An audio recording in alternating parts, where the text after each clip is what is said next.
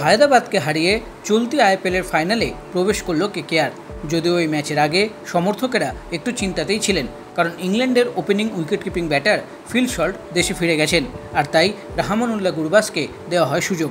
কিন্তু সবার চিন্তাকে ভুল প্রমাণ করে সুনীল নারায়ণের সাথে কাঁধে কাঁধ মিলিয়ে তিনি দিলেন কেকেআরকে একটি দুরন্ত স্টার্ট মাত্র 160 রান তাড়া করতে নেমে। তার 14 বলে 23 রানের ইনিংসে ছিল 2টি 4 ও 2টি 6 এবং 3.2 ওভারেই কলকাতা পৌঁছয় 44 রানে। 8 উইকেটে শ্রেয়াস আইয়ারের দল ম্যাচটি জেতে, কিন্তু পোস্ট ম্যাচ প্রেসে এসে গুরবাজ এমন কিছু বলেন যা সবার হৃদয় স্পর্শ করে যায়।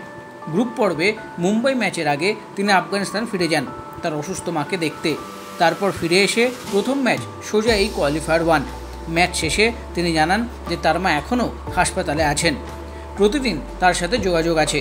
সল্ট চলে যাওয়ার পর যখন তিনি জানতে পারেন যে কেকেআরের তাকে প্রয়োজন, তিনি চলে আসেন। তাই তিনি দলের সাথে খেলতে পেরে খুশি, এমনকি তার মাও খুশি। আফগানিস্তান উইকেটকিপারের এই কথাই প্রমাণ করে যে দলের প্রতি তিনি কতটা বদ্ধপরিকর। এবার ফাইনালেও তিনি কোনো বড় ভূমিকা পালন করতে পারেন কিনা নজর থাকবে এখন সেদিকেই।